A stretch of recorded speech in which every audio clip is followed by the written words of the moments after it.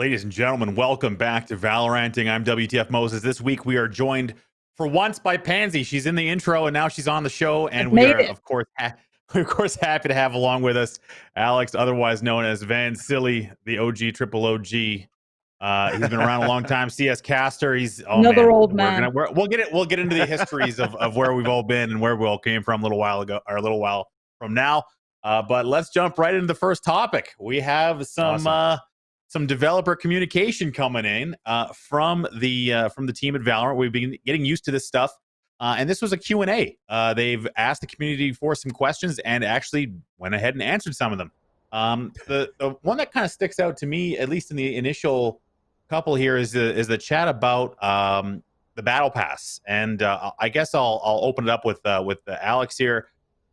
I mean, what are your thoughts on the Raid Unite versus currency choices in the battle pass, comparing it to games like Fortnite, Call of Duty, where sometimes you can get a little bit more mileage out of the battle pass and maybe use some of the currency you'd be earning to get more skins, or maybe even the battle pass to come? Yeah, so the way that I see it, at least from Riot's perspective, is kind of like similar to what they're doing with League of Legends, because you have two types of currencies as well. One that costs less that you could spend for cosmetics, and then one that you could unlock champions with, right? And that's kind of like how I see it with Valorant. Valorant, the battle pass itself is only 1,000 RP, which is about $10. So $10, you grind through it, or you could do it for free as you grind through it, and you get 10 RP points back. So if you're actually spending $10 for it, you're still getting $1.30 back. So you still get your money back, kind of like V-Bucks. But the other thing is, I think it's more of the amount of RPs that you could, or Valorant points that you could actually get maybe after games. I think would be nice to see, so that we can maybe unlock a couple of like agent packs or something like that, kind of like what we see in Rainbow Six, so that we could see a couple more cosmetics. But in terms of cost of it, I think it's still pretty fair. When you're comparing skin prices, as you see on the store right now for Valorant versus Rainbow Six again, or even when you're looking at League of Legends, they're still around the $10-15 US mark. So I think they're still being treated pretty fairly at that point. Pansy, do you think that the cost of the battle pass is kind of in the right ratio compared to other games like Fortnite? $10 is kind of the baseline for battle passes, it seems. Is Valorant doing a good job providing value? I mean, I'm gonna be honest, I don't ever really purchase battle passes. They're not something that I'm ever that interested in. It's not. I honestly don't have skins in games. I think the only game that I have a skin in really is CS:GO. I don't normally do that sort of stuff. I have it from PUBG because I was given them. I don't like to spend my money like that. I just want to play the game. Now, yeah, it's a free-to-play game, and this gives you a way to obviously support the developers, which I think is good, and support the game itself. Yeah. I think the battle pass isn't the problem to me. I think that's perfectly fine. I think the price is reasonable. I would say the one thing is that, honestly, the skins are so expensive right now. If you buy them, at point blank value, they are pretty costly. Again though, I'm a person that doesn't like to spend that much on these sort of things. So is it a fair marker? Probably, to my knowledge or my opinion, I think it's a little overpriced. And I'd like to see there be a little bit more of a reward in the battle pass. But again, I come from a perspective where I don't traditionally buy into those things, so of course I'm going to think that it's a little bit on the expensive side for me. But it's an option, right? You're going to play the base game for free, so why not give people a route to try and get some value out of it if they fancy it? I think that's the baseline too. Like if it's a free to play game, you have the option to go out there and spend some cash, or a lot of cash, depending on who you are. Shout out to Golden Boy. Any extra thoughts on that, Alex? Yeah, sorry, I was gonna say I'm an impulse buyer, so I like buying the skins too. So I have a lot of skins already in Valorant because I've been enjoying the game so much. So just to support the guys that are working on the game and stuff like that too, it's cool to be able to give back. Again, I think there's pretty similar prices as you see in other games right now, so it's okay in that sense. Should they collectively all go down? Maybe in that sense, so to make it more affordable and more accessible. But for somebody who's an old guy, like you guys were saying, hopefully I still have a young skin tone. But you start to have that $10 to spend. Maybe your kid's not going to be able to have lunch money on the next day at school, but at least a $10 is all right for somebody who is actually, has a job and could play this casually and likes the cosmetics. But somebody who actually grinds the game for free with the battle passes, you could still gain 11 skins from playing for free. So I think that's like 17. I read it was 17 hours a week roughly that you play for 2 months during the battle passes while it's live, and you're going to be able to complete all the 50 levels too. And if you spend $10 for the battle pass, you also get 11 skins on top of that. So if you're thinking about $15 usually for a skin, now you get 11 skins for $10. It's a pretty good deal still. We had some expert financial advice for those of you wondering. Last week, Valley was on, and he had mentioned that the key to being able to afford all these skins and battle passes, etc., is to just don't be poor. So we'll leave that as the final advice on that topic. And we actually have some more news coming out, a little bit more related to gameplay, and that is the most recent patch 1.02 just dropped today. Yeah. So none of us have really had a chance to play it yet, but there are some interesting changes in there, specifically map changes. There is some Viper changes as well. We'll get into that in just a little bit, but the Ascents received some changes. Bind has been updated, as well as Haven. And let's actually talk a little bit about those Viper changes. And by let us talk about it, let's let Morello, the developer, talk about it as he explains the Viper changes coming in patch 1.02. So the two changes I'm willing to talk about is the snakebite thing, and we're going to allow her wall to be shot through walls. That you can just pierce it through the map, and it'll just leave valves everywhere along the way. So that's going to allow her a ton of new wall placement opportunities. That wall is fucking crazy strong. There may need to be more after it, but in part of our easing into balance, we think this is a very critical buff, and think when that happens, when that comes out, we need to see how she lands afterwards, because it's a very substantial change. And between that and the snakebite buff applying fragile, I think she'll be a lot more potent.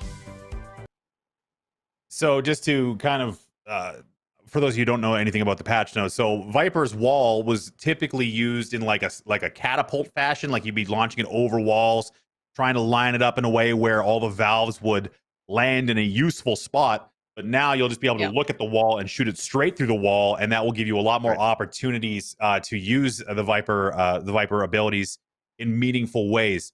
Alex, I know that Viper has not been seeing a lot of picks, and obviously Riot has. I almost said Valve. Riot has been paying attention and is going to be.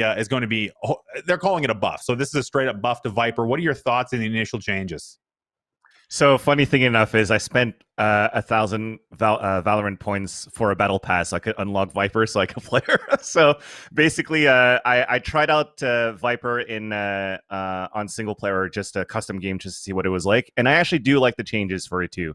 To be able to do full walls right now and not to have to worry too much about lineups and how you want to place it on an execution. For example, on an attacker side, if you do want to have the type of execution, I think it's actually really great to have.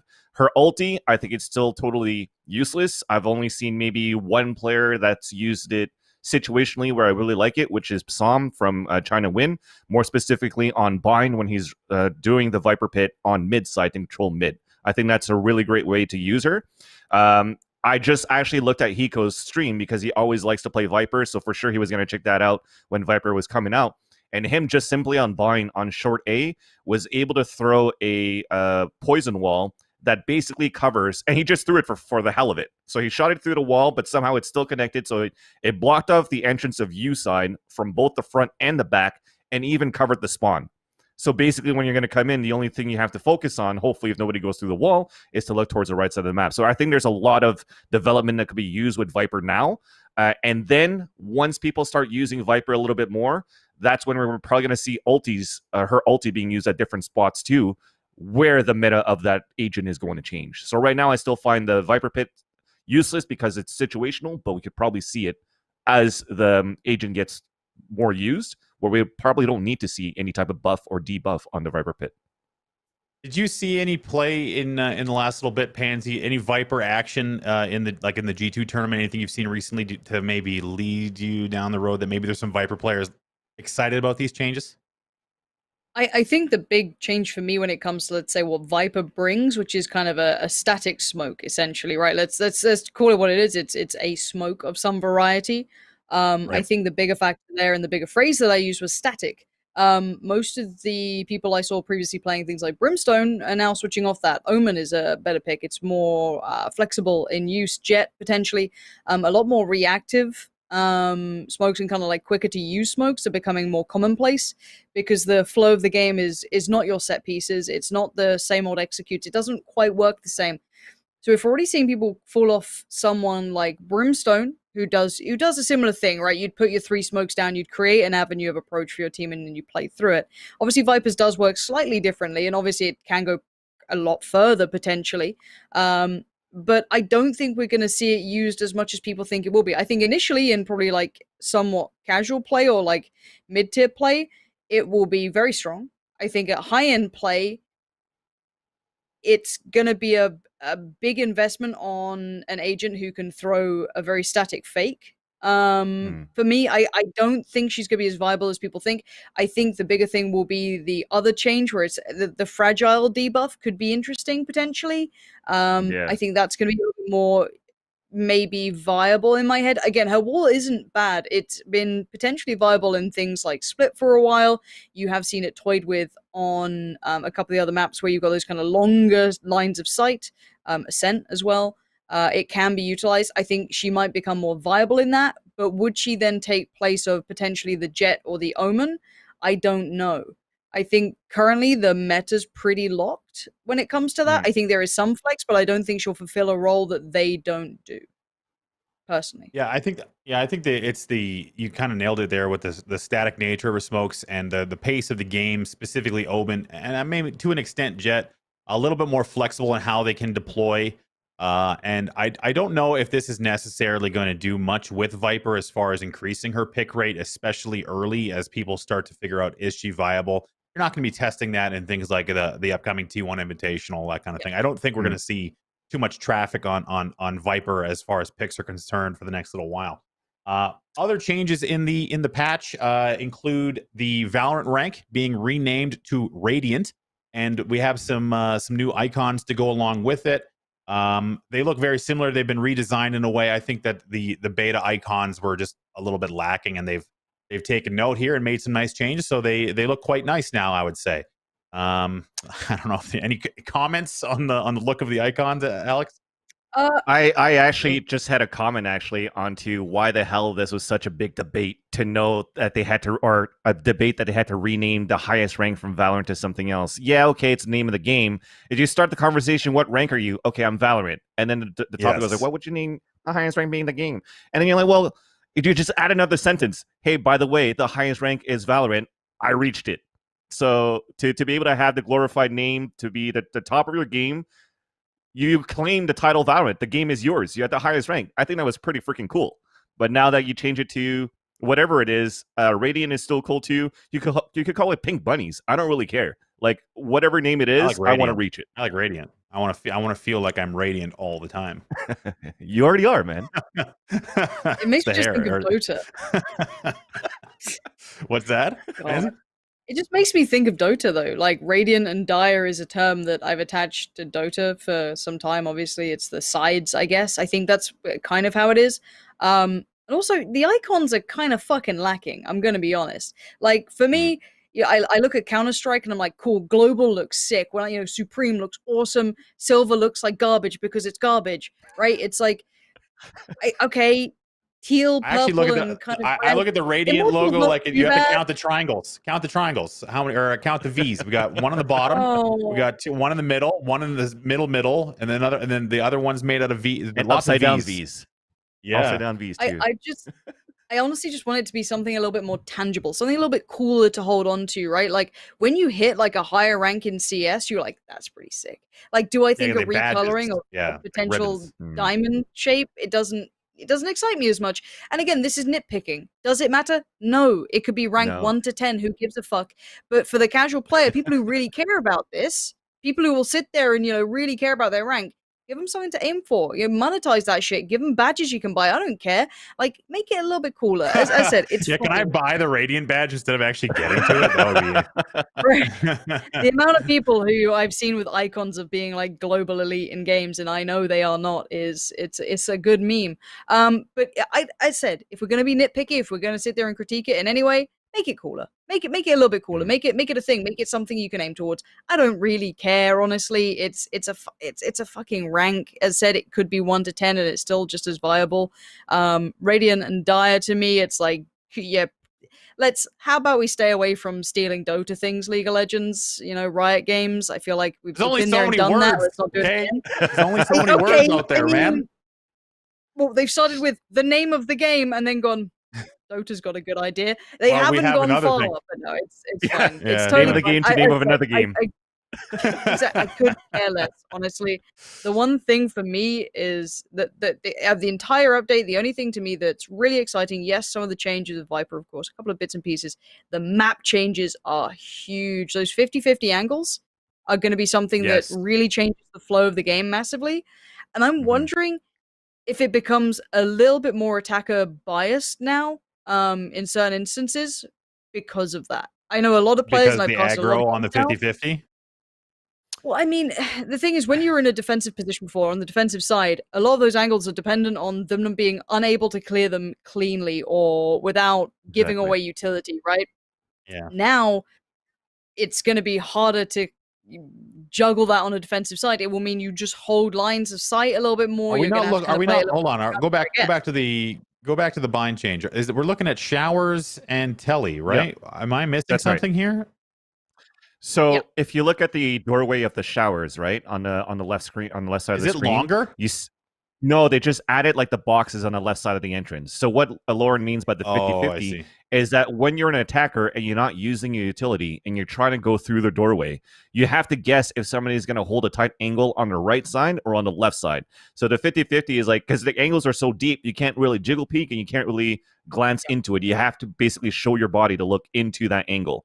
So if you're going to look right, well, the person's on the left, you lost the 50-50 battle. Now that you add those boxes, for example, then the guy has no choice than to be on the right side of the showers if you're looking at that doorway right now.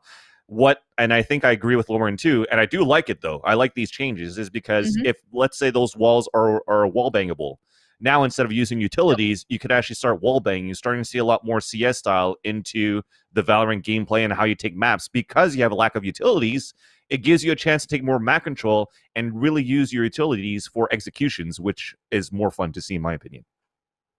Yeah, I actually don't mind it. Go ahead, Lauren. No, I genuinely don't mind it. I mean, I think it's going to eliminate some people's, not play styles, ways to hold angles. Potentially, it's going to mean that they're going to have to rethink things, kind of go at it from maybe a more, I don't want to say traditional Counter-Strike approach, but a little bit more like that. It's an easy go-to. It's an easy example to do it. And I said that mostly affects people on the defensive side. Attackers aren't going to be holding those angles, maybe on retakes potentially in some very nuanced like scenarios, but even then that's very few and far between. It's mostly going to be the defenders. Now, again, some of these maps are starting to lean heavier towards attack-sided approaches because the utility is hard to implement in the same way Counter-Strike's implemented it, and the maps play out very differently. Again, it's just an easy comparison. Forgive me for always leaning on Counter-Strike there, but I'll be very interested to see how the pace of the game changes. Especially, I think, again, high-tier levels will adapt well, and they'll be fine to kind of pick this up and run with it. I think, again, people from mid to lower tier are going to start struggling. Things like the Judge, the Bucky, the Shorty, Frenzies become harder to use. Those guns, you'd see them used in those 50-50 peaks on doorways because you might get that second where they're checking the wrong side, right? Because you're always going to be playing those close angles. So I think we might see the game change a little bit there. But again, this will just force creativity out of the defensive side, which is okay by me. I just wanted to see how far they're willing to let it go to maybe a little bit more attack biased. And one of the final changes in the patch notes, this comes along with the ranked mode that was deployed as well. I mean, that was also in the patch notes. Competitive is now available. Is there is a surrender option? So this is just I think an overall good change. If you're getting shit stomped in ranked, you don't want to sit there for the entirety of the thing. If you're getting 8-0'd or whatever like that going into a half, it's not going to be a good time. So surrender options in there. Love it or hate it. Sometimes it's gonna be BM, sometimes it's gonna be a godsend. So I'm glad it's in the game. And yeah, but Pansy, you just touched on something that was interesting. Is the diversity and utilization of guns in certain situations. And I wanted to actually jump into our next topic, which is gun balance. Now the guns in Valorant, in my opinion, are fine. Everything is like the as far as balance is concerned, you have decent amount of choice as far as what guns are available. You have very, I'm leaning on the CS comparison as well. You have your M4, you have your AK, you have your op, you have your eco guns and your pistols. I don't have any personal problems with anything because they've basically just lifted Counter-Strike's model, which whatever. It's a good model. It's been around for 20 plus years. There's a reason why people are looking at it to copy it in a tactical FPS. Let's just do a quick roundup. We'll do the easy questions first. Alex, what do you think of the gun balance? Just quick hits on that. I love it myself. I mean, coming from Counter-Strike, when I played in 1.6, what I really liked to use was P250, Deagle, AK, M4A1 Silence, and the op. And then I'm talking about 1.6. CSGO, similar things. I see the similar things with Valorant as well, from the Sheriff, the Ghost, and the Classic, because the Classic Glock Burst, is what I like to call it, is very similar. I love that feel. Vandal and Phantom, the same too. Nothing's changed for me there. There's some guns I use less, like the Frenzy and like the, not the Spectre, but the Stinger. Stinger, I think it needs some changes, but overall, love it. Cool. Let's take a quick look at this. We were talking about this in the pre-show. This is Dexter2's gun ranking. There's a couple of standouts out here. I'm not sure that, shout out to Dexter2. They have a lot of content obligations they got to get out there. Sometimes I don't know how old this article is. But I like how in the top 5 of their pistols, they just have the gun you spawn with every single time. So that's shout out to that. This is, looking at this list, it's just so, it just stands out to me as so obvious.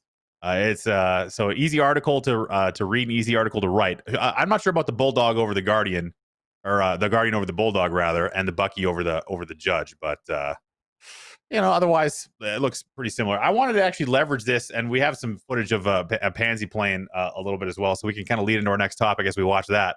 But what do you think, Alex, about this double op situation that we've been seeing coming into the game recently?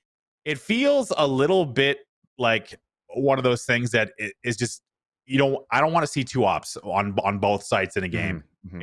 It makes it playing against it is hard, or rather annoying, I should say. And it does lend some questions to, is the op in the right place? What do you think on that? Yeah. I think in terms of pricing of the op, it's fine. In terms of double op, it could be okay. Right now, I think it's not, due to the fact that you don't have enough utilities to counter an op. So if it depends on the agent lineup that you have too. So with the agent lineup that you can have a possibility of, like, let's say within the comp itself, maximum 4 flashes and let's say 6 smokes or something like that too, just to get some sort of area. But you have to throw and waste so much utilities at the beginning, and then you have nothing left to execute into a site. When you're looking at a game like Counter-Strike, for example, you could have 5 smokes and 10 flashes across the board. That really puts an opera out of position and forces him to relocate at different positions at the same time too, and readapt, I guess, to how the round goes. So I think right now, as it's stale in terms of abilities to not allow them to push back, and the corridors are so tight. Think about, for example, just Haven. You have an op on long C, you have an op on long A, and then when you have to split up across the map, because you can't really group up that much rather on the map, you're just getting picked off left and right, and it's almost impossible to take long C, for example. So you're always forced to take garage control, maybe fight towards B main. I think that if it comes down to it's going to stay the same way in terms of abilities too, maybe we should limit the amount of ops in competitive play. Not necessarily in pubs or matchmaking or whatnot or ranking, but I think in like tournament play, limited to 1 op would be kind of nice in terms of a variety of how this game is played. And they're in a position where I don't know if necessarily limiting is the right choice, but I think there's some you can tune a little bit with the economy to make getting double op very punishing. Like if you want to actually run that and it doesn't go well. Pansy, you got some thoughts?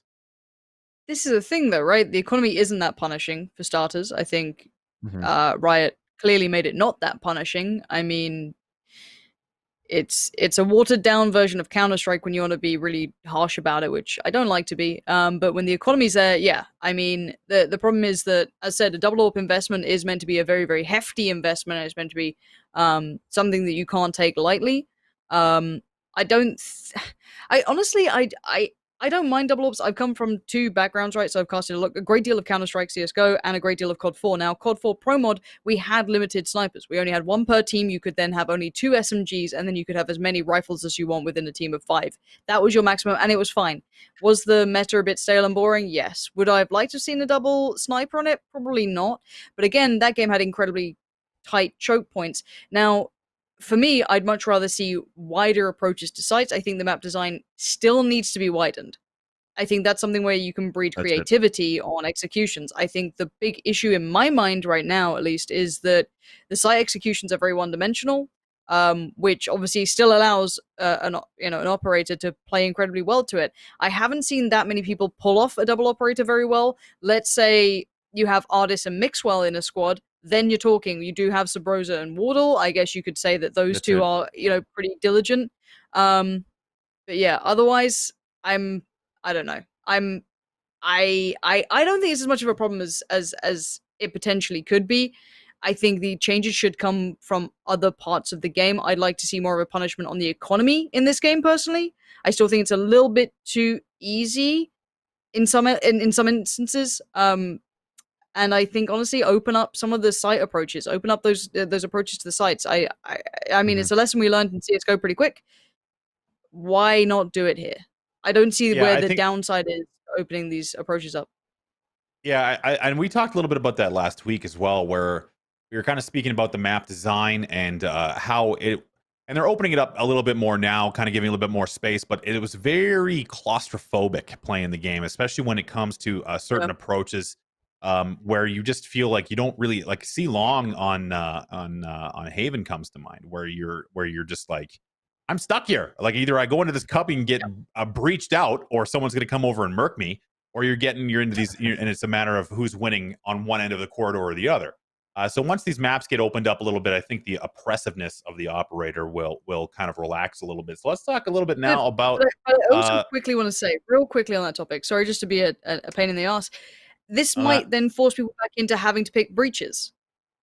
You know what I mean? Like, right. I'm tired of people being frustrated that the meta doesn't suit the playstyle they want to incorporate, rather than having to utilize things that do have flashes, like using your Omen to get control of Long, using your Breach to get control of a site entry, using Phoenix. I don't care what it is, however you want to do it. I don't see teams doing it enough because they haven't been punished enough by it. Do we want to change the game rather than forcing the players to then try and pick up this difference? That's the big thing in my mind, is like, I've cast a fuckload of this game. How many times have I seen people fighting for map control using utility? Not that often. Do they try and save the execution? It's the CS players. They're relying on the guns versus it's just bad habits coming over from CS, I think, where they're not thinking about the character utility. They're thinking about, I have this gun, I need to use it in this way, in this position. Right? Yeah. But I think the difference is I want to see those players then come to the forefront. Okay, we know the economy can facilitate a double AWP. We know they've got the money and the players that like to run it. Okay, how do we counter this? A full site execution. We all know the answer. We've played this game for years. We know that that's how you do it. Utility everywhere. Smother them out. Make them unable to use it. Force them into a retake where they can't come back in easily. But do they do that? No. They just kind of play the same default out-ish and then just kind of split around the map and then they get picked apart. I mean, I want to see the players have to get better, not just change the game to suit them. So I think that's where my balance lays. Sorry for ranting. Well, it's the name of the show. It's allowed. So I one kind of closing topic on this is how do we feel about the diversity? I mean, of guns in this situation. I know they've kind of looked at Counter-Strike obviously heavily to get inspiration. Has that led to maybe a little bit of a boring selection of guns? Do you think there's space for new guns to come in the future? I'm personally fine with it. Like I think the interest is away from the guns personally. It's like Lauren just nailed it. It's the synergy, team executes, strategy, the tools. It's like you're bringing a hammer to build a house. Like, well, what kind of hammer are you using to build this house? It's like, no, what's the design? So that's my opinion. Alex, any thoughts on that? No, I totally agree with you. I think the guns, the way they are, it's totally fine. Like I said, it's very similar to the background that I come from 1.6 and CSGO, Flux Source. And I just love seeing that you have the same style right now in Valorant. Maybe gun tweaks for stuff that are maybe less used. They're going to have to look at the data. For example, again, the Stinger, how many times is that used in a match? A Marshall, how many times is that used in a match? Should they want to tweak that out so that it could actually be more viable in certain situations? Cool, I'd like to see that. But I don't want the game to become so gimmicky at a point where you have like 15 types of gun or 20,000 types of guns rather, because I think we're close to 15 all doing similar jobs to one another. It's yeah, that kind of exactly. thing. So I think they're in a good place. Go ahead, Lawrence. Like for me, I don't play these sort of games to give a fuck about guns, right? Like I'll play Armor, I'll play DayZ, I'll sit there and like the L129A1, I'll want to see PUBG incorporate more guns because it suits that game style. It's not just that mechanical aim. The brilliance of some of the more hardcore FPS games is the fact that that these are two equally able players with equal guns, and it's not down to the gun being better than the other gun, it's the player using it better positioning, better aim, better reactions, whatever it is. It's an even playing field, and that's the brilliance of it. Sometimes keeping it simple allows the players then to push the skill higher. I don't need there to be too much of a difference. Would I mind maybe another rifle added that has something that it's good at? Not particularly, that's fine. I don't mind a little bit more, that's okay. But do I want 50 different types of guns and all this other shit? No. Keep it simple. Keep the interest on the players being good at the basic stuff, the beauty of it all, the aim, the simplest thing that we can all appreciate. Yeah, absolutely. Yeah. And that's all I have to say on that. So let's jump into the next topic because I'm raring to go on this one, and is the the Vanguard anti-cheat. And it is still causing problems. So let's give a little bit of background. The Valorant anti-cheat, also known as Vanguard, was a highly touted feature coming into the launch of the game as being best in class. Really trying to crack down on probably one of the biggest issues in gaming that we've been having, especially in the move to games as a service, which is cheating. Every game on the market right now has suffered in one way or another, from Apex to Call of Duty to PUBG and now to Valorant and CS. Valve has got a lot of time in on their anti-cheat, and Vanguard was hoping to take that approach and really take it to the next level. So they have kernel level access. It's very, I'm going to use the word invasive, but it's invasive in a good way, where they're trying to prevent online cheating. But the side effect of that is that when you have super invasive software that is designed to block cheats rather, you're going to have conflicts. And the biggest one right now is coming from the Korean scene in the very important market, I would say, of PC bangs or bongs, I believe is how you say it, where the anti-cheat is interfering with the ability for Valorant to be run at a regular basis, and thusly is impacting the popularity of Valorant in Korea, a major market for Riot. And the Korean market is very important, not to mention critical for sales in the Asian region. And if they can't play it in PC banks, they are not going to be able to play it at home, because it's just not that type of culture where everyone has a gaming PC at home. So Valorant is causing a lot of issues, and the reason it's causing issues is Vanguard. You have to reboot the computer. It's conflicting with software. I personally have not been able to play the game. I have, as a streamer, multiple different kinds of software for audio routing, the stuff that makes my CPU fans look sweet, all sorts of stuff, and I have not been able to figure out where the conflict is coming from. And I've rebooted my computer, I've removed software, I've tried everything I can, but I cannot get the game to run. It's a Vanguard always causes my computer to force a reboot, and when it does reboot, going for kernel access, it forces these boot loops. And I can imagine that this has been happening for people in Korea and all around the world as well. So now the question I leave right out of the gate, and this is my computer. This is from today, from this morning. I took this photo, I think 8 minutes before we started our pre-show meeting, and this is what I see every day. I go to open the game, I reboot my computer, it goes into a boot loop. You updated your drivers, or? Well, yeah. Did you turn it off and on again? I have turned off and on again. Thank you very much. Level 1 tech support over here. But yeah, my big issue is I'm out here hosting a Valorant show. I cannot play the game. Like, it's a bit of a problem. So I mean, look, how am I supposed to play games if my fans aren't doing this? Vanguard, give me a break. Like, this is very important as a streamer. Okay, I can't be having regular looking fans. Okay, but I mean, the bigger issue here obviously is the Korean market. So Alex, I'll start with you again. If you can't play these games in LAN centers in Korea, I mean, it's really going to affect them in the market. So do you think the Vanguard is in the right spot right now? Do you think their mission is the mission to, above all else, prevent cheating? Is that hurting them?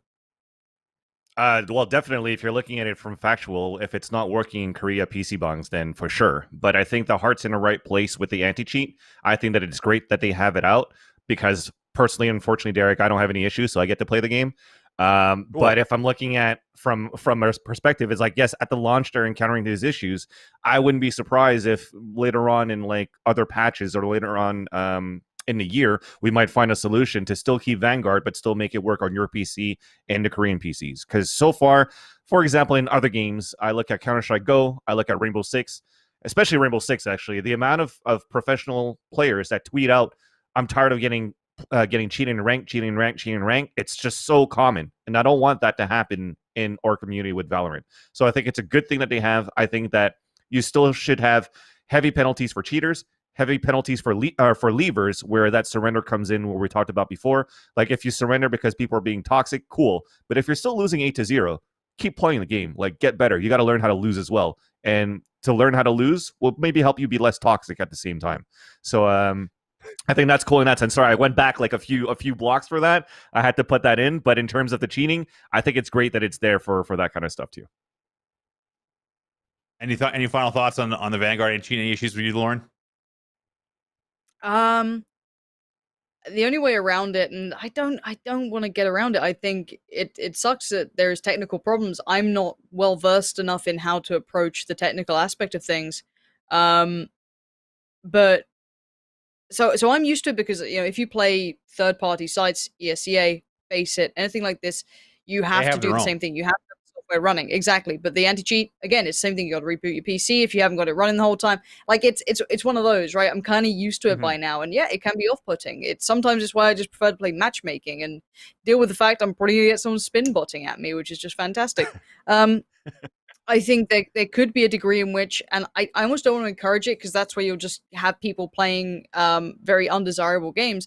You know, let's say, okay, for the deathmatch system that they seem to want to implement at some point, you know, a DM style game, you don't have to have Vanguard open all the time, you know what I mean? Or something like that, something like that. But the problem then becomes the games they do get to play will be undesirable because they'll just have a shitload of cheaters in it. So you can't alleviate the issue without then going, well, here's the floodgates of all the cheaters we've been holding back, and now here's a bigger problem we have to deal with. So it kind of sucks. I genuinely feel for people who can't play it, but it's the price you pay. And if you haven't played other titles and had every fucking game ruined by these cheaters, then more power to you, but I promise you, everyone who's played games for long enough will say we still need it. And it kind of sucks that someone like, as you said, like you, Derek, you kind of just get caught in the crossfire, right? You're like, I also don't want to play against cheaters, but I'd also like to be able to play the game. So where am I at, right? Like, feel your pain and sending a Korean hug.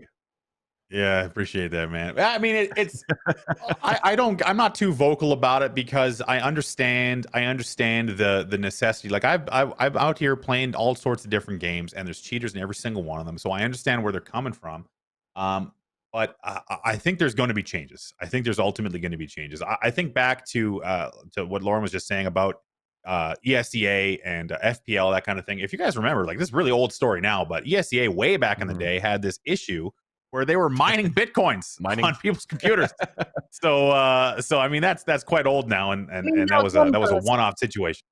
Yeah, it was one person putting malware in the anti-cheat that affected thousands upon thousands of people, but it just happened one time. So I mean, it's also not true. Not thousands upon thousands. Like, I am the biggest critic. Fuck that shit. I personally don't use ESEA anymore, and that's my choice. I use Faceit instead. Okay. But also let's kind of keep it in the realm of reality here, because we got people who don't know that shit, and they ain't gonna say go. Okay. I'm currently looking at an article from Wired. Okay, Lauren, I did my fact checking. 14,000 people were affected. 14,000. Okay, that's not a lot of people. And how did they check? That's 2013 numbers. For inflation, 2020 numbers, that's 1.7 million people. I just did that math in my head. Okay, it's 1.7 million people mining bitcoins. Did they literally go on Reddit and go, right, who's commented? Who upvoted? 14,000? There's the numbers, boys. Let's fucking have them. Is this Kotaku? What is this shit? It's not. Listen, this isn't Dexter too. It's Wired. Okay, they do more than just look at Reddit for their stories. I'm not defending a company who's had that done to them, like obviously, but like let's kind of keep it where it is. Let's you know, let's be a little let's stop adding a little spice to that, as the TikTokers like to say. You know, let's keep it in the realm of what actually happened. But it sucks because obviously that then mars everything going forward for that company. But yeah, Yeah, don't know, it's a tough situation. I mean, cheating, turn off the freaking fans, get it done with. I'm just a one guy out here trying to play Valorant. Okay, I just want to play the game. I'm gonna send you a brand new body. How about that? Thank you. Yeah, I was actually thinking that I'll make a separate computer that has no software on it whatsoever other than Vanguard and Valorant, and that's obviously that's on me. That's on me to do that. Let's move on. We got the Trovo challenge. This is a new tournament from a new streaming provider. Trovo is a fledgling streaming service, and they're putting on their first Valorant tournament in partnership with our friends over at GLL. Shout out to Simon and all the folks over at GLL. This is actually quite a big prize pool, $20,000 US, $10K for each region between Europe and North America. Really, really large qualifier. Lots of teams in here you might notice, specifically 2G4L. They've been playing since beta. Some other people that you may or may not recognize through here. But none of the stuff has been streamed yet, which is why we're showing you screen grabs of brackets. But this is an interesting one. But I believe everyone has to qualify for this one. There's no invites to this one. So that's I think one of the first tournaments of that kind in Valorant, where everyone's got to qualify. We don't know too much about it. Single elims for groups begins on July 3rd and ends in July 5th. Round of 8 is best of 3 single elimination. So that's kind of, I mean, it's good to see. I mean, any thoughts on that, Lauren, as far as organization? I'm happy to see some of the teams in there. I mean, Taimu's playing in that. I'm seeing Jesmond in that. I'm seeing who is it as well? I just saw their name. Obviously, 2G4L is in there, but worst players as well. We got to see Chihuahua, Demasic, Arch, and like some of these players, Pipson. Yeah, they're kind of the people who've been filling out those, you know, Twitch rivals or, you know, other tournaments where they're like kind of invitational, but we get to see them in their kind of quote unquote purest form. So we get to see some of the cooler rosters who've been trying to grind away quietly in the background as a collective actually, you know, play in a tournament that suits what they can do. So excited to see how that goes. Honestly, I think this is a really good opportunity for some of those, like, you know, not ex CS:GO guys or not, you know, current big streamer dudes having a good shot at it. And there's a couple of big names in there that I'll be looking out for to see how well they do in the grand scheme of things. So that's fun. I think it's the first kind of a pure enough version of it with a good prize pool.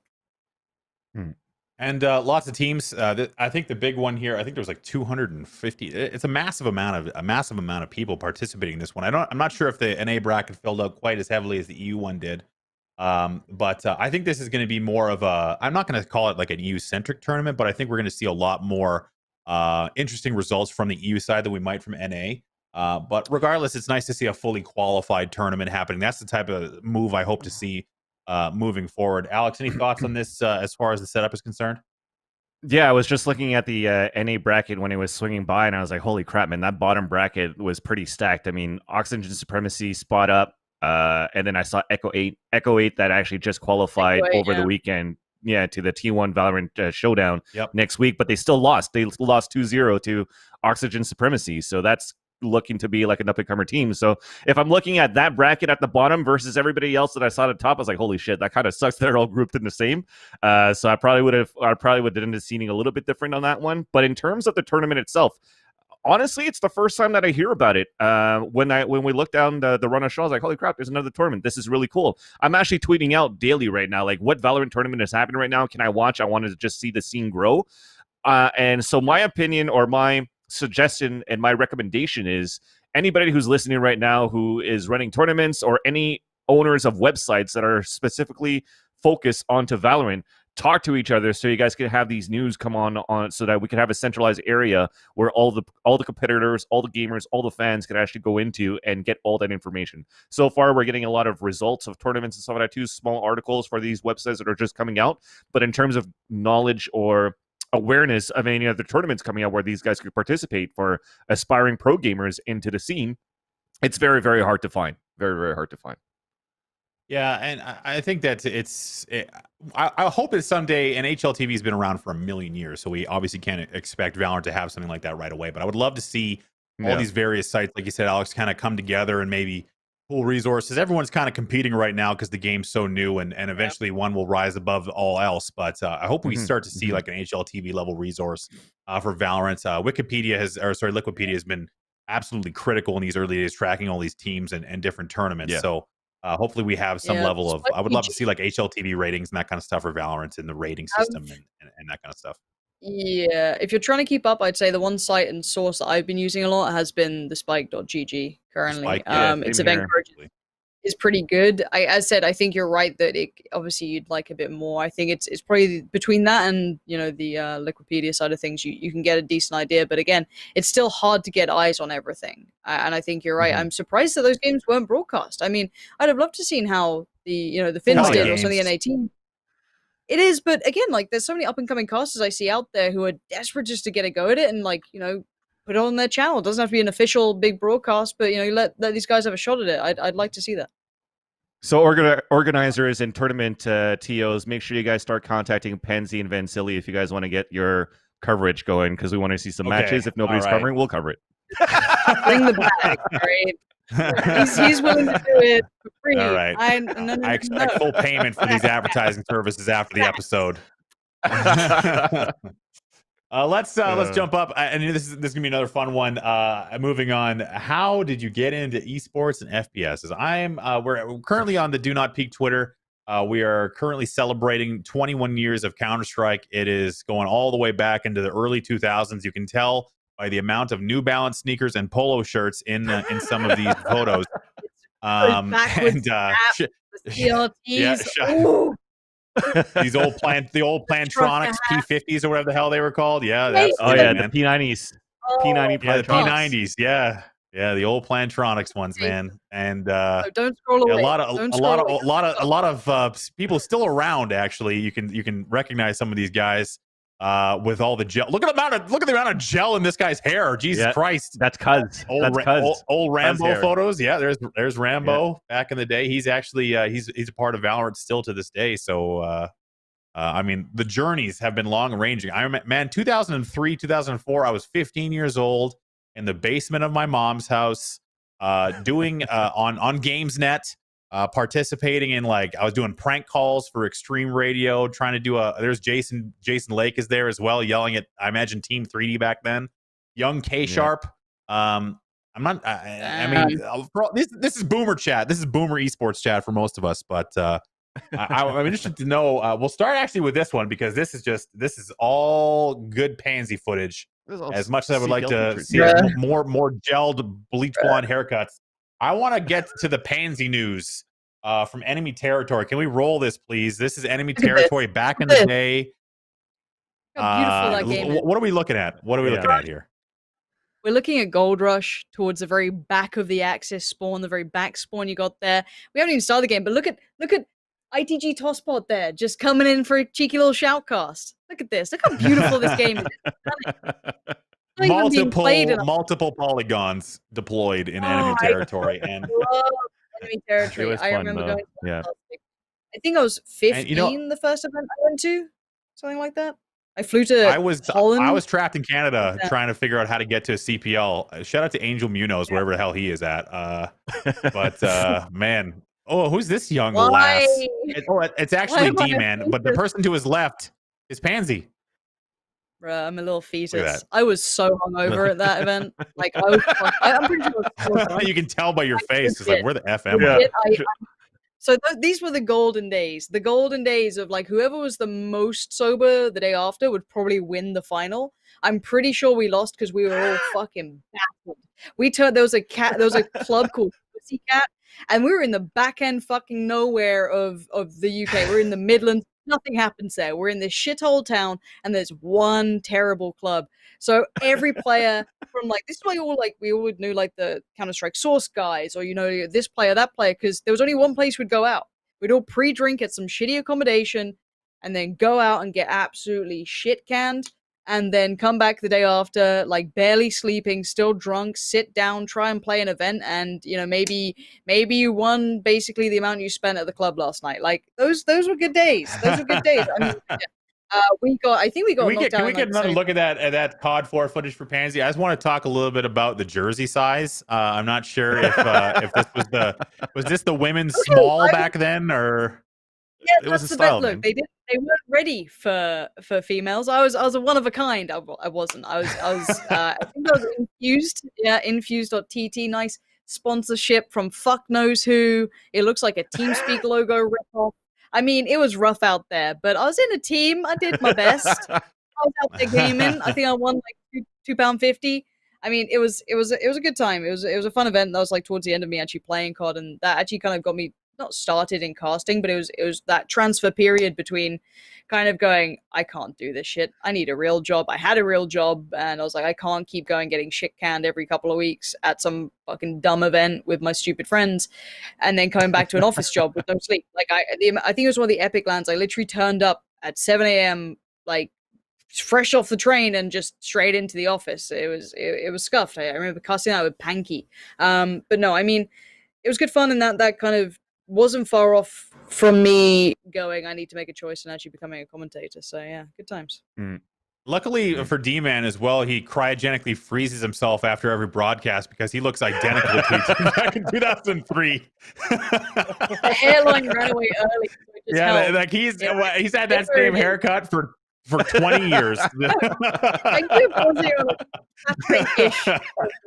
Thank you for that. I am pretty sure I saw D-Man like maybe 6 months ago or something like that, and he looks identical. Maybe it's the lighting and the Same. old footage, but you see that, right? It's like the loose jerseys, the big T-shirts. We didn't really care about the suits and stuff. It was just really so fun to be able to travel to all these events.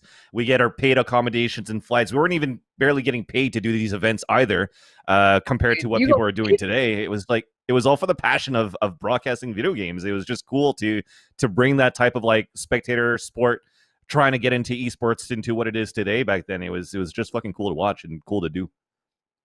And actually, in honor of that memory, we have oh my, your pay for this podcast is actually going to be another bottle of hair gel. I was a skater boy. She said, "See you later, boy." Yeah, geez. Are those puka shells I see, or what is that? Listen, man, I was a fan of Jackass, and I was a fan of CKY2K, Bam Margera. I tried to skateboard as a teenager. I sucked. I burnt my arm on a second-degree burn on asphalt. I said, you know what? I'm going to stay indoors and play video games, and then I discovered broadcasting. And then when Lauren was talking about Radio ITG, I was like, we got to bring the Radio ITG and TSN feud back. I mean, we're missing that kind of stuff too.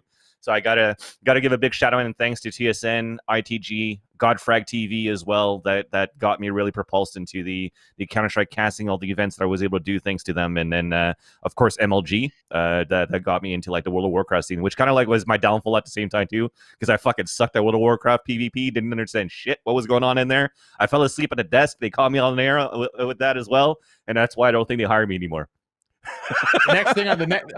Can we go back to the one of Vansilli at the computer? I just want to point something out real quick. How cool that microphone is, right? The next question in our block is any advice for those watching. My advice is don't dress like the guy over his Vansilli's right shoulder. Just like don't be this man. Jeremiah Fulbright, man, that guy was dope. He was like our IT guy. It was amazing. He was a great dude. That is the IT guy outfit. Actually, I could have called that one. Actually. That is the IT guy outfit for sure. Just half asleep in his New Balance, waiting for something to break. Oh no, it was good times. It was good times. But yeah, I mean, if you want to touch base on that topic of advices, I mean, for me, when it's just, if you love doing it, just start doing it and don't be afraid, because a lot of people are afraid of how you might be perceived when you're starting and stuff like that too, but everybody has to start somewhere. I mean, I listened to my first broadcast back in like 2002 to where it is today. It's night and day. But even today, like another advice is I want to say start listening to your own broadcasts. I actually just started doing that recently as I'm coming back into the scene into broadcasting, and I realized there are some things that I say too much that I repeat myself, and some things that just make no sense when I try to speak. So you try to like hone your skills by yourself. If you're afraid of the critique of the others, don't read those forums and stuff like that too, where people just find you shit. Don't let that make you give up. Just continue to move forward. And last thing I also give to aspiring casters is, like you already have your Puckett, your Pansies, your Moses, your Anders, your Semlers, your WTFmoses. people who are going to Other look Moses, as for they like to call talent. me. Other Moses, you guys look the same. You guys are both handsome. But if it comes down to events or TOs, or in the future, people are looking at talent, they're not going to look for the next Pansy or the next Puckett. They're looking for the next you. So like, just be yourself, build your own casting style, and then hopefully that's going to help you shine above all others, because you have something different that adds to the broadcast, that adds to the talent, that adds to variety. So don't necessarily mimic the other ones. Get some tips, but develop your own casting style too. Okay, Absolutely. just real And, honest you though. know- Just do what I did, okay, just avoid What's getting that? drunk the whole time. Don't get wasted.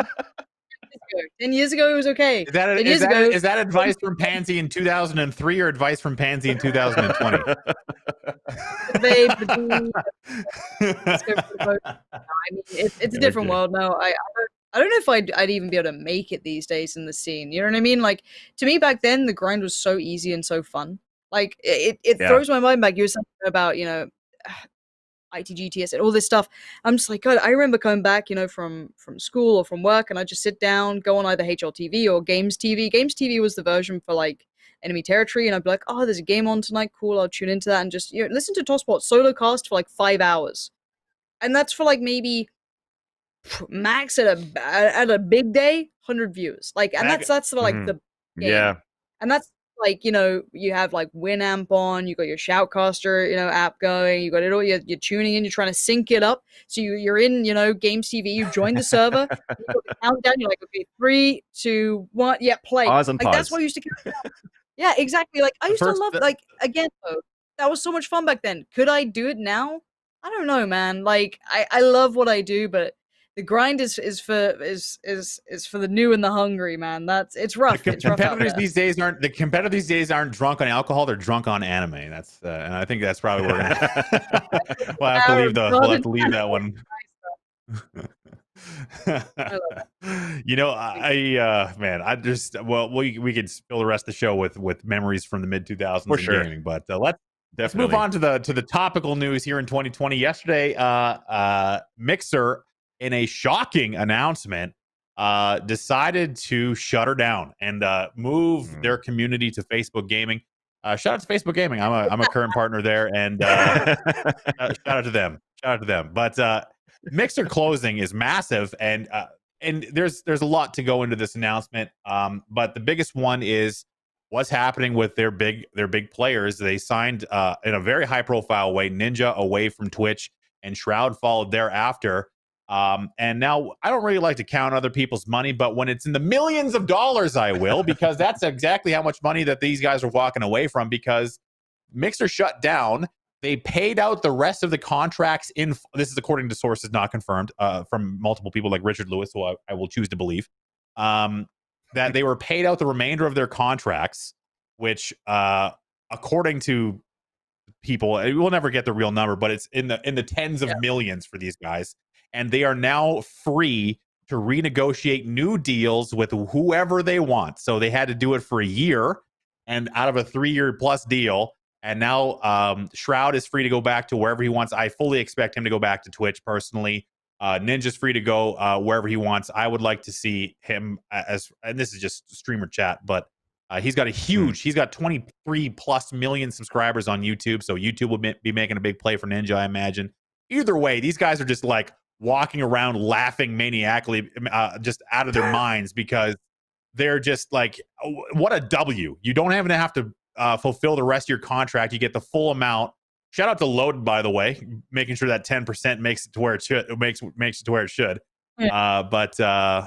Man, what a great deal for these guys, and obviously it's gonna cause ripples in all directions depending on where they decide to go.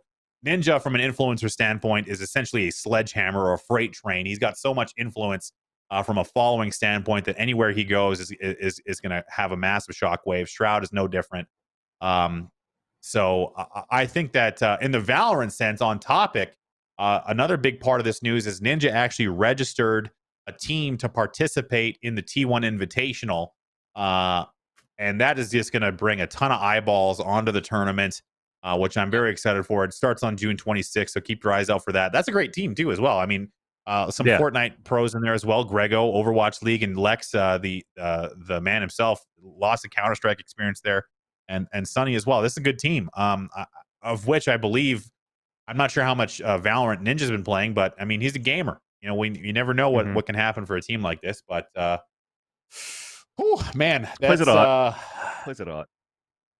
I see him playing with Eco all the time, so he's definitely playing. Yeah, he's been grinding, and people forget, like, obviously Ninja rose to huge stature through Fortnite, obviously, but prior to that, the man played, you know, Halo. He played a great deal of PUBG. He's very good at jumping on games early and getting quite good at them. And I mean, this is kind of not behind closed doors, but I mean, during the friends and family, you know, testing that they did during the very closed portion of that, we were all in a, you know, Discord call. We were all kind of watching the presentation from some of the Riot guys at the very start of Valorant. And one of the most vocal people in all of this was Ninja. I mean, the man had more questions than anyone else. He was probably holding up the discussion more, but he's very invested in these things, and it's not a light commitment from him, it feels. So, you know, when he gets behind something, it's cool. He's genuinely passionate about it. So I want to see what he does with it. If he does continue to try and play it in more of a, not necessarily a competitive aspect, I don't imagine him to be competing at the high end of the scene, but to see him there in any form is going to be a benefit. I think that's pretty cool. And seeing him enjoy the game is always going to be excellent. I think Ninja is a extremely smart guy. I mean, obviously you have to be smart to get to where you are now. He gets more shit than anybody, I would imagine, in gaming. If you think about it, the guy gets more shit than literally anybody else. It kind of comes with the territory, but I mean, the guy you cannot call him stupid. He always looks at you know, the business opportunities or the whatever opportunities there are to spread himself around and keep things fresh and interesting, because that's what streaming is all about, keeping it fresh and interesting. So having guys like Ninja and Shroud as free agents are great, especially if they're anywhere near Valorant, which Shroud will absolutely be there as well. I would love to see him participating in Rivals and stuff again. It's just good for everybody, unless you're Dr. Disrespect. So as stupid mistakes, man, fucking mistakes. Yeah, I'm a stupid fucking mistakes. But you know what? I think that I think it's really exciting to see this. And as far as the Valorant stuff is concerned, it's going to be a win for everybody, no matter what. So we're going to jump into a quick break. Go ahead, Alex. Oh yeah, sorry. I just wanted to say one quick thing. One thing or two people that definitely wins next week is Valorant, Ninja, T1. I mean, even Riot, because it's the Ignition series, right, for next week, if I'm not mistaken, too. So it's a good way to highlight that. Ninja's going to bring a lot of people into that. Yeah, so there's going to be so much exposure from the Ignition series, thanks to Ninja coming through to that and playing into that as well. Twitch is going to win if he comes back for sure. The only thing that kind of sucks, though, is for all the other people. It kind of feels like back in the CGS days when Season 2, everybody just wakes up and suddenly everybody's out of a job. Because CGS decided to close their doors and not let their community know. And I'm assuming Mixer did the same thing, because I saw some screenshots of people like in tears and shit too, and it was fucking heartbreaking to see. So hopefully these people are able to bounce back, man. I wish them all the best for that too. I wanted to say the same thing. Go ahead, Lauren. I'll let you say it. I just want to say, fuck all the Twitch streamers kind of mocking some of this shit going down, like, you know, haha, Mixer, get fucked. I'm like, no, dude, like, have some tact. Like, yeah, of course the top guys are fine, like, you know, Shroud and Ninja are cool, but I mean, imagine this happened to Twitch. Imagine this happened to a world that you're more used to. This is shitloads of people who've just lost out on everything they built. You know what I mean? Like, this is starting over in a world that's incredibly hard to do it. So any of those, like, I saw so many people on Twitch and Twitter and people that I know who are streamers, like, celebrating that it's died. I'm like, have some fucking tact. Like, I get it. Well done. The site that you like more is still alive, but fuck you. Like, Twitch improved more when we had other sites being competitive. The less we have of that, Twitch still caps you at 8K bitrate. Brother, it's 2020. We're trying to stream in 1080p here, okay? Jesus Christ, though. Can you? I'm Amazon. You own you have the servers. Let us. I want to be able to see what I'm, the gameplay. I don't need to see like the webcam pixelating anytime you run through grass and stuff like that. Like 8,000 is the minimum for YouTube to upload a 1080p 60 footage is 15 megabits per second. Twitch caps you at 8. So I mean, and YouTube compression will not make gameplay footage look all that great. So I mean, and Lauren and Alex, you both nailed it. No one wins when people who are not Shroud and not Ninja are having their platform cut out from under them. This is multiple years now of them trying to build this stuff up. and to just shut them down and have them find out publicly is a shitty move. I guess that's what happens when you refer to your creators as slaves. But we'll leave a pin in that one for now. Let's go throw to a break. We'll take a deep breath and come back, and we're going to talk some esports, specifically Japan, the Ignition Series, and a couple other stuff that a couple other events that happened, and some of the teams are getting made. So let's throw it to break. We'll be right back. A couple minutes. See you then. Welcome back to Valoranting, joined still by Pansy and Vansilli as we've been cruising through the topics today, and now we're jumping into the esports discussion, specifically on the Ignition Series, one of the very first events, actually two of the first events, one in Japan and one in Europe. The first one was in Japan, and it was the Rage tournament. First in the Ignition Series, the new Riot sanctioned fledgling, they're calling it Ignition Series, and it's all in the name. Kickoff to what will become the Valorant Esports. Everyone's allowed to do whatever they want. In this case, I mean, Japan has got a lot of talent in there, but we're going to talk a little bit about the whole esports scene in Japan and what it means to compete there. But some highlights and kind of leading into this is what do you guys think of Japan as a potential esports region for Valorant? We'll start with Alex. Yeah, I think it's going to be pretty cool. I mean, I'm assuming you're going to touch base a bit about the rules and regulations around gambling and stuff like that too that happened in the past in Japan. But for me, I think it's pretty nice to see. I love to see more international eyes over this game, and it's nice to see that they're participating with a Japan tournament. In itself, I know that Pro League Season 10 for Rainbow Six was actually held in Japan too back in November, and it still had a pretty high amount of viewers despite the main people watching from Europe and from North America. You still average about 60,000 viewers live, which was quite cool to see. So I don't know what the arena was like. I'm gonna have to ask my buddies over at Rainbow Six to see if that was filled up. But if that's filled up like it is for the major and everything else that we saw for Rainbow Six, it shows a lot of promise as to where this could go in terms of esports for this game in Japan. Yeah, it's interesting. First of all, these jackets are fucking cool looking. I want one of them. They will never get their apparel wrong. Like, this just looks like a cool gang of Japanese gamers. That's all I can take away from that. But it's cool looking. Pansy, thoughts on Japan as a potential region for esports, specifically in Valorant? I honestly, to me, it's exciting to see the PC market moving out there and finding some sort of good footing. Obviously, it's a very console-dominated region for various reasons. More mobile, I think, as well. A lot of mobile games in Japan. I mean, you think Nintendo, just in general. Nintendo, right? So, it's as I said, the entire region. When you think about gaming, their big association by grassroots standard to even modern day was always rooted in console gaming, and PC gaming has only not just, but it's started to get there. There's a lot more kind of PC bang style places now, and honestly, the likes of Fortnite, League of Legends, and PUBG were the kind of three big proponents in kind of creating that space for it. So that's mostly my depth of knowledge towards it, and it's limited because again, I've been in this industry over 10 years, and I've never traveled there for work. I've never worked on anything related. The closest I got was a couple of teams in PUBG that started to kind of catch some people's attention. You got to see a massive fan base supporting some of these players. And we're like, okay, this has kind of come out of nowhere, and this is quite surprising, and it's really cool. I mean, as I said, it's always cool to see. It's always good, and I think if Valorant finds a foothold in that region, fantastic. If it creates more room for players to find a place to play. Absolutely, and I mean, there's and Alex has touched on a little bit. There are some mitigating circumstances around Japanese law regarding esports viewership and all this type of thing, and really, it is. Hello. Is okay. I can't do that. There's a lot of restrictions, and obviously some things have to change. And the Japanese government is being relatively mobile in having some of these changes come in.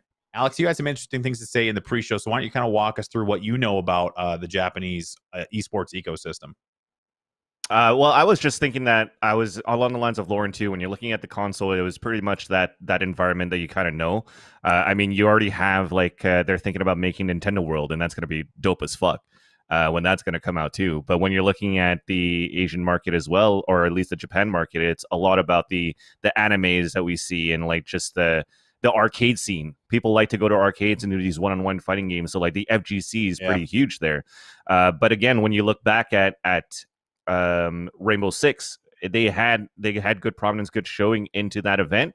And also when they had a Japanese team, a pro team, come over to North America to play in a pro league or a major, if I'm not mistaken, or maybe it was a 6 invitational. The team Norarengo, they won the hearts of so many people in terms of fans internationally of the game in Rainbow Six, because these guys are humble, they're super nice. It's just amazing to see the type of culture coming into a game that quote unquote is debated as a violent game or whatnot with Valorant and with Rainbow Six. But I just think that if this continues on, that we could continue growing the scene. I think it's just going to add a lot more kindness and just fun into the scene for Valorant. Absolutely, and I mean it's truly trying to be a global title. You can tell in the way that they've built the game that violence, while you are technically shooting and killing other people in the game, you're eliminating. You're not killing. You're you're getting the spike down, not the bomb down. You know, that kind of thing. Yeah. So there's a lot of like backstory in this, and we can of course in the VOD leave a link to some of these articles that we're showing here, but. You essentially need to have a license to compete in some cases, or actually in most cases when it comes to esports. And if you don't have these licenses, I think you have to give any money you earn away. So this is stuff mainly around the FGC, as fighting games are very big in Japan, and a lot of the I guess top end talent in fighting games has been historically Japanese. So there's a lot of story still to be written as far as the esports scene is considered in Japan. But either way, all really interesting stuff. And just a couple of other notes of the Rage tournament. We didn't see much Jet, Viper, or Phoenix in any of the final games, and we hope that the scene continues to grow there. But the big story that I want to talk about as we kind of look here at some of these 12,000 viewers. That's not too bad actually. Considering that that fan interest is always going to be there, but it's a matter of, is it viable to be a competitor in Japanese esports? And that's where you're going to drive most of your audience growth is having good competitors. I think the fun thing was that tournament got almost more viewers than the G2 tournament did at points. Oh wow. I mean, honestly, to be fair, the commentators were so fucking hype. Like, it was nuts. and honestly, I think it made it to like a couple of like places on Reddit that definitely got a couple more eyes on the tournament that were quite excited by the prospect. But as I said, more power to it. If it means more eyes on Valorant, more competitive, ideas towards it, and they may transfer towards others, it's never a bad thing. I'm happy to see good viewership, especially from a region we don't get that. Yeah, dude. Yeah. Like whenever we were doing PUBG, imagine screaming for an entire match.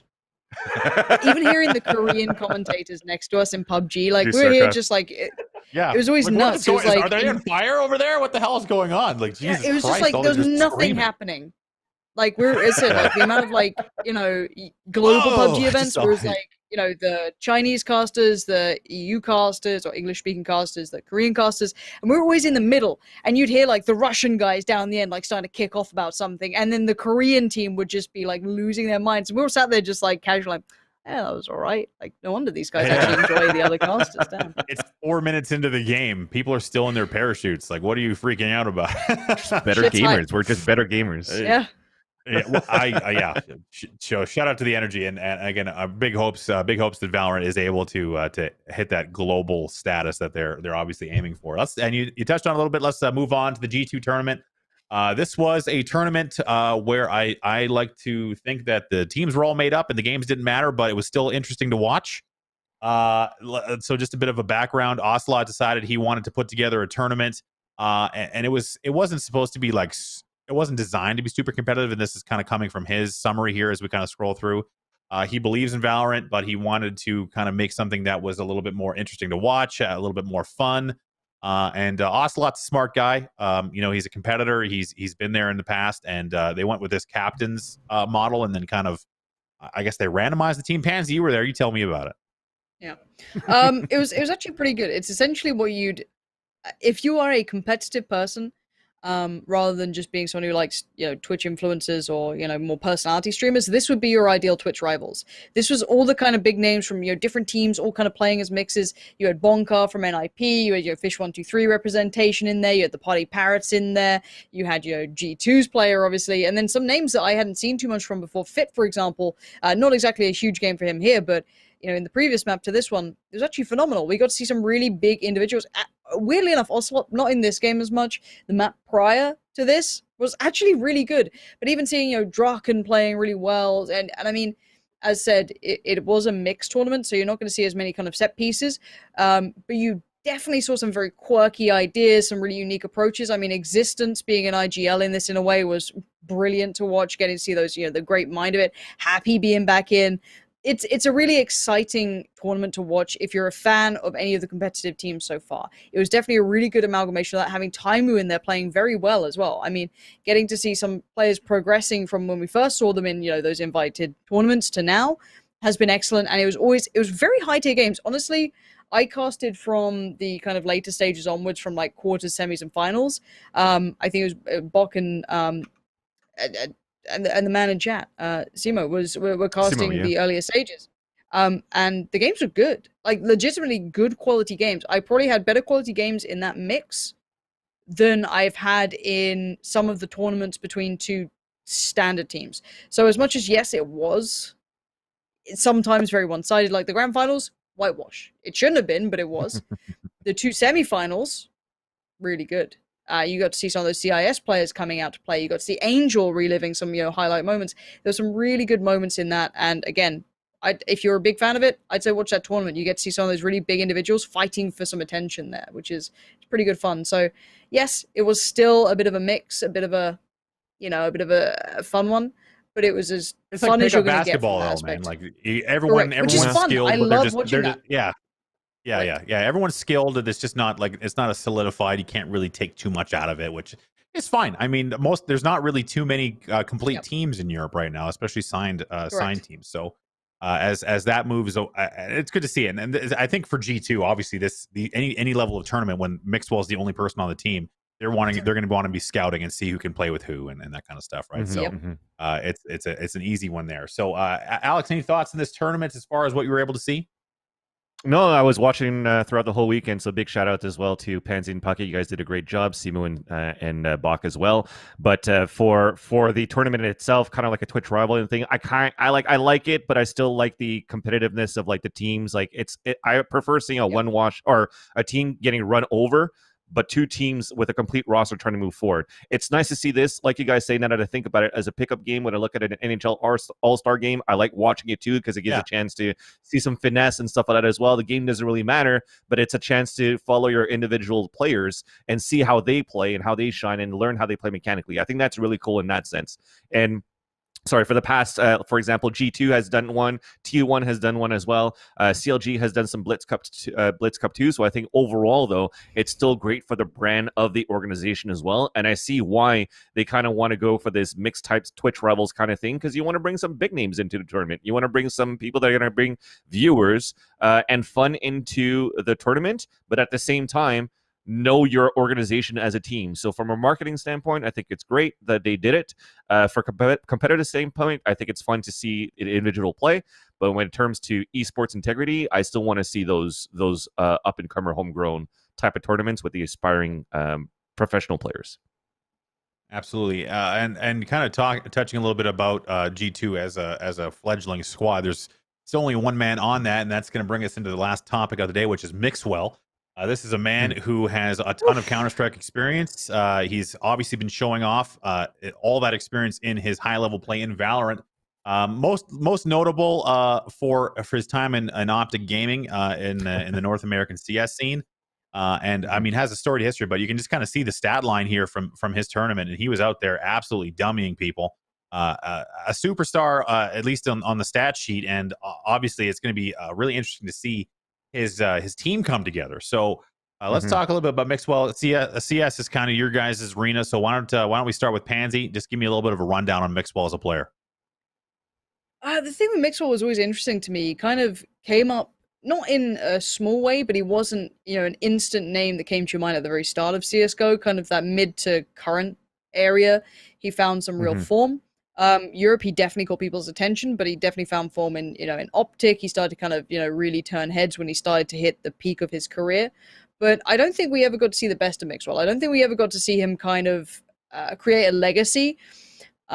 which is a shame. I think, again, he was a very good player, but would you put him up there with the greats? I don't know, which is, again, is a little unfortunate. You can see, he's beating some of the best teams that were out there at the time, but he definitely wasn't the household brand name. But I think his transfer now to Valorant is very well timed for him, and I want to see how he can do coming in from that grassroots level. Yeah, he's still a young player, and I mean, he's got a fantastic attitude. I can't imagine a better player to have on a team with you. The guy seems to be able to, gel with a great deal of people. He's been very unproblematic, it seems, which mixes well, if you could. Oh God. God damn. We're almost done. No, he's a really good player. I mean, all right, I'll see you guys next week. No, I was joking. No, I do. So happy to see him do it. Yeah, definitely. To add on to that, I do like where he comes from too. I mean, he was in an unknown scene in the Spanish scene, I guess, playing, I think, with Giants back then too, where it was spotted out by Daps. So Daps, when he was still playing for Optic Gaming, he was the team leader there, was like, hey, I like to scout for people and build a team around me and who I think would fit well. And nobody knew about Mixwell, actually. And then he came over to North America. I had him participate in actually Northern Arena 2, where I casted that and invited the teams too. And they actually won that one. After that, when they had to change from DAPS over with Stanislaw, they went over to win E-League. And beat Astralis for that as well. So there was already a lot of hype around this lineup, because you're looking at that point now, I think it was Rush, Tariq, Nafly, Stanislaw, and Mixwell. So that 5, right? So they won E-League with that roster. And then when that kind of died down, when Optic kind of started to slump, Mixwell couldn't find a team anymore. So when he went over to Cloud9 and tried to start something again with Daps again, it was Daps, Automatic, Kusta, Mixwell. That didn't go too well. He went back to Europe. And then the other guys became Gen G, which they have their highs and lows in CSGO as well. But Mixwell, after that, was trying to find his next home. Like the scene right there in the Spanish scene, they're still not big enough in CSGO anymore. But now he has a chance to go back at an international level. And when you're talking about Lauren, him being young, being professional, I mean, being that young and leaving your home country to live in North America for about a year and still put out good numbers as an opper and as a rifler, you show the amount of dedication and how much you want to win. You're eager to win. So for Mixwell to have this opportunity with G2, I think it's pretty damn amazing, and I'm really, really happy for Oscar. And his Valorant experience has been interesting to watch as he's kind of adapted to the game. We actually got a video here of him setting up a strategy. Let's take a quick peek at that. Yeah. Yo, can you boost me? I will kill the guy short. Trust. With one? Yeah. Oh yeah, that's probably what they did. And then smoke mid and split A. Smoke mid and split A. I don't smoke short. I'm watching short. Right. Push. Well played, Mixwell. Easy peasy. Nice little spawn boost for the headshot there. Love to see it. I mean, he's been performing well. I mean, obviously, there's still a lot to be determined for Mixwell in Valorant. He still doesn't have a team put together just yet. There hasn't been too much urgency, it seems, from teams like G2 and 100 Thieves to start announcing a ton of players just yet. I think they're being very methodical. A lot of big name achievements here, specifically around the Ignition series. Even though it was kind of we'll call it was a one-off style, which I think is what the Ignition series is all about. He's won rivals. He's the captain of G2. He's got a lot, and obviously he's feeling good about it. As you can see, he's very very amped in his photo there. So this kind of brings the discussion then to 100 Thieves and G2. I think it's really early to kind of try and make a decision as to which team is going to be better, because they only have one player on each of their teams. But if you're picking a team, if you're picking a one player, Alex, to build a team around, are you taking Hiko or are you taking Mixwell? Oh man, that's an interesting one. But I think since Pansy's here and I'm here and we're North America and Europe, I'm gonna have to go with Hiko while she goes with Mixwell, right? I mean, you look at Hiko himself, the amount of time that he's streaming. He's streaming about 6 hours to 8 hours a day of Valorant, playing specifically Breach and Viper, and doing very well at that. In terms of him building a team around him, he's got a lot under his belt too, in terms of where he's where he's been, what he's achieved, playing with Cloud9, playing with Team Liquid. Maybe they never really won any majors, but he made it up pretty high. Quantic Gaming, even in the beginning of the CS:GO, he was looking quite good in terms of a player. So I think there's still a lot of fuel left in Hiko, despite him being a quote unquote, I'm assuming, older player than Mixwell into the scene of CS:GO. And when you're looking into Valorant, they're pretty much at the same level. And you look at the agents too, though. If Breach and Viper are being played mainly by Hiko, and then you have Jet being played as Mixwell, amongst others, who really is going to be the players that they pick actually more than themselves to actually form and gel that synergy that they need? I kind of look at the qualities of the player. Like Mixwell is a guy that obviously has a lot of experience. Was he ever an IGL for his team? Was he ever the one coaching the players on his team to be better, growing new talent, that kind of thing? I don't think he has that same experience that Hiko does. Hiko's relationship with Simple is kind of the hallmark of that other side of things, where you want someone who's able to bring in new talent or work with talent to make sure that everyone has a role on the team, everyone's feeling good, that kind of thing. It doesn't matter. You don't really need to be the best player on your team. But if you're the bedrock of your team, that is ultimately more important to have that solid base. Pansy, any thoughts on the comparison to Mixwell and Hiko, or any thoughts in general as these two teams try and build out the roster? I mean, it's good to have Hiko's background. It's why I'm so actually. I almost wish that T1 picked up Hiko rather than Skadoodle because of some of those assets. I understand why they didn't, why they went for Skadoodle instead. However, let's keep it to the topic we're on.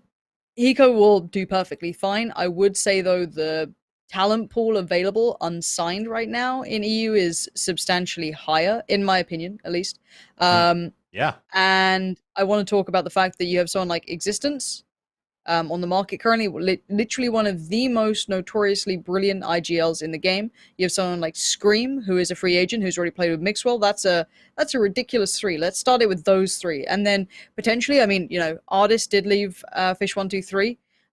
So again, let's add in those four. And then you want, I think out of that composition, you'd need a flex pick, someone who's kind of happy to pick up the new agents that come out, kind of maybe a raise, potentially something along those lines. You would have a terrifying roster to come up against, bear in mind. Like, that's, some of not only the best aimers currently, the best players in the game, you'd have the three best players in Europe available to be on the team. And then one of the greatest IGLs that has ever touched a game like Valorant, Counter-Strike, that sort of mind towards it. And then you throw in, let's say, a young gun. Let's throw in, one of those up-and-coming players who has the right attitude, who has that right skill set, and you've got something that's terrifying. Right, you've got a huge roster. Yes, you could argue that could fall off. Maybe they don't keep that sort of passion that some of the younger teams do down the line. But for now, that would be ridiculous. That's when the changes come. A huge lineup. Exactly. Yeah. There you go.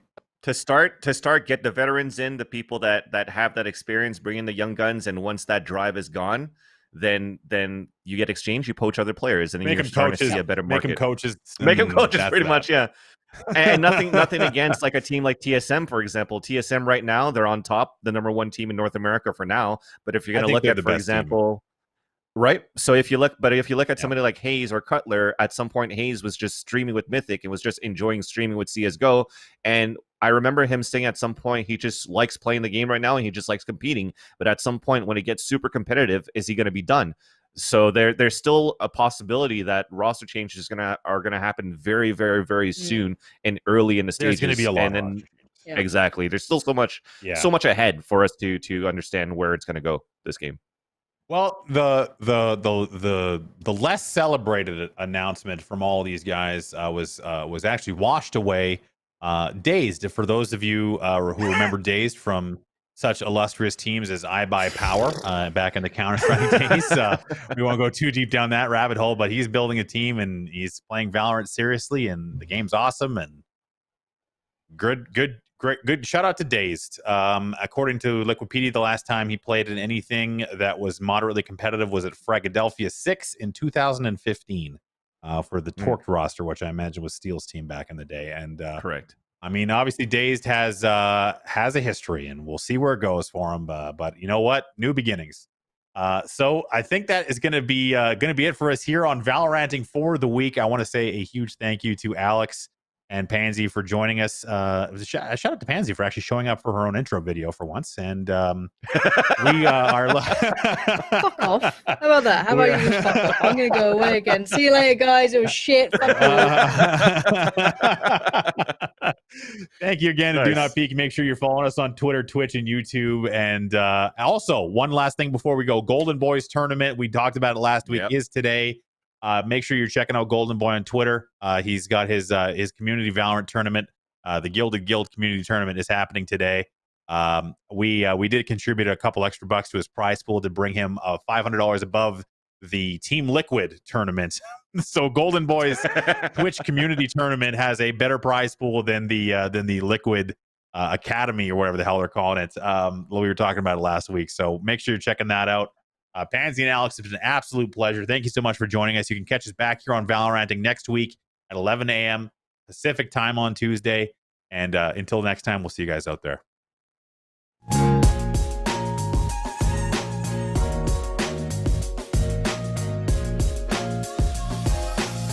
Awesome.